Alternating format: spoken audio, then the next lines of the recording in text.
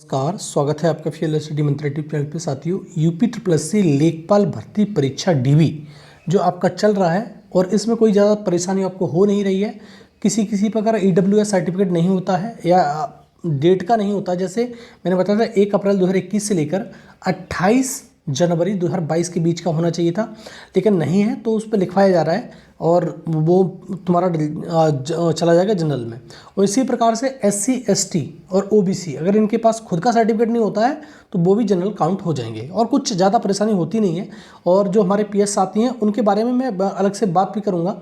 जो PS मैंने बात भी की सुबह के वीडियो में, तो PS जो साथी हैं हमारे, उनका यही लिखवाया जा रहा है कि 4 कैटेगरियों के अलावा अगर शासन मंजूरी नहीं देता है तो आपको कंसीडर नहीं किया जाएगा।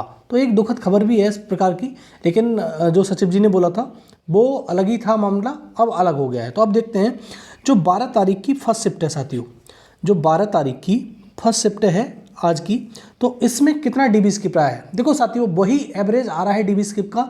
देखो कहीं जैसे मैं बार बार बताता हूँ, 35 का बैच बनता है और 35 का 10 टेबल होती हैं। कहीं 2 भी देखने को मिलते हैं, कहीं 8 भी, कहीं 9, कहीं 6, 7। तो हम एवरेज जो मान के चलते हैं वो 5 या 6 का एवरेज मान सकते हो। तो 50 से लेकर 60 के बीच में बच्चे तो एब्सेंट हो ही रहे हैं रोजाना। तो 15% लेके चल सकते हो कि 15% टोटल, जो 15% बच्चे एब्सेंट हो रहे हैं।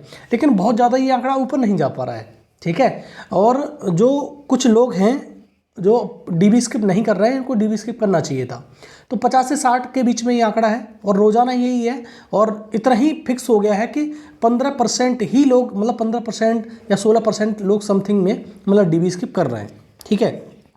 और साथियों, आपसे रिक्वेस्ट है, बार बार मैं रिक्वेस्ट करता हूँ आपसे, जितने भी हमारे सक्षम साथी हैं या ऐसे मान लो कि जो साथी चयनित हैं, लगे हुए हैं, कार्यरत हैं, जॉब कर रहे हैं, वो कृपया करके DB स्किप करें। क्योंकि आप मजाक के लिए DB करा रहे हो तो कोई इसका बेनिफिट है नहीं आपके लिए। और अब तो कई दिन गुजर चुके हैं, 16वां दिन है आज, 16वां 17वां दिन DB स्किप का। तो आप लोग ये भी सोचो कि उन बच्चों का क्या होगा जो आपके लिए आस लगाए बैठे हैं और आप पर ये भरोसा करके बैठे हैं कि आप DB नहीं कराओगे और आप DB कराने जा रहे हो। तो ये गलत चीज़ है। आप खुद सोचिए, ये नैतिकता के दायरे में तो आती नहीं है। मुझे नहीं लगता है कि नैतिकता है।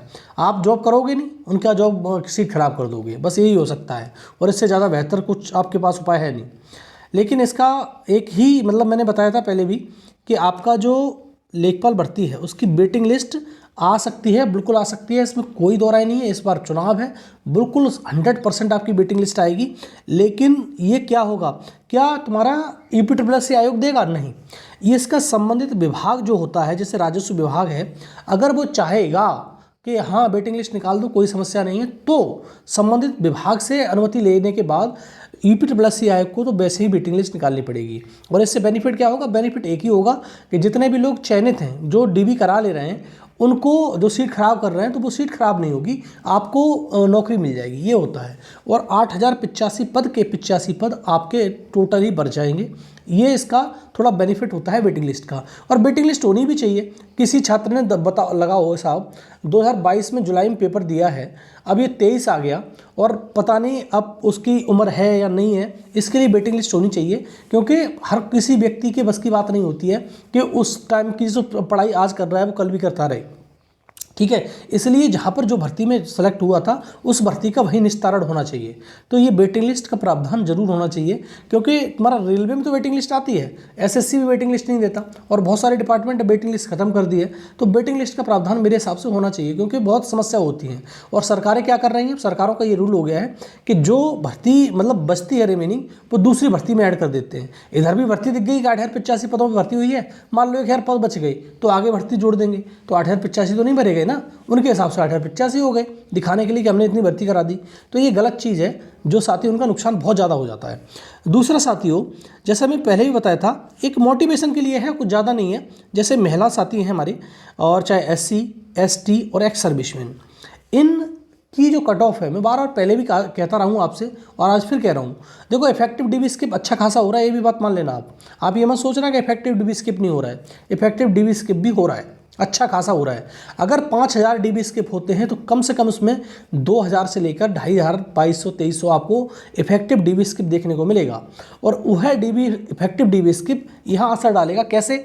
जो महिला है SC ST एक्स सर्विसमैन, इनकी कट ऑफ बहुत ज़्यादा बढ़ने वाली नहीं है। आप देख लेना, जब कट ऑफ आएगी तब देख लेना, इनकी कट ऑफ बहुत ज़्यादा नहीं बढ़ेगी। रीज़न क्या है कि इनकी कट ऑफ पहले ही बहुत ज़्यादा बढ़ चुकी है, ठीक है। तो इसके चक्कर में इनकी कट ऑफ बहुत मामूली बढ़ पाएगी। और इन सभी कैटेगरियों के बारे में बताता हूँ मैं। 0.25 से लेकर मात्र 0.75 या 1 नंबर मैक्सिमम बढ़ पाएगा, इससे ज़्यादा नहीं बढ़ेगा। और अपना OBC जनरल वाला भी इतना ध्यान मत रखो कि बहुत ज़्यादा बढ़ जाएगा। 2 से 2.25 नंबर 2.5 नंबर मैक्सिमम बढ़ पाएगी कट ऑफ, उससे ज़्यादा उनकी भी नहीं बढ़ेगी। तो ये ध्यान रखो। तो ये बहुत ज़्यादा परेशान होते हैं महिलाओं के, बहुत मतलब मैसेज आते हैं कि आप ये बताओ कि हमारे डीबी स्किप कितना हो रहा है। तो आप इतना ध्यान रखो, आपकी 75.50 गई थी, मैक्सिमम 1 नंबर से ज़्यादा आपकी कट ऑफ नहीं बढ़ेगी, ठीक है। 1 नंबर या 0.75 और ऐसे ही सबका ही रहेगा, इतने ही नंबर आपकी कट ऑफ बढ़ पाएगी। हाँ, अगर तुम्हारे जो उज्ज्वला वाला प्रश्न है और सोलर वाला प्रश्न है उसमें अगर कुछ होता है तो बात अलग है, ठीक है साथियों।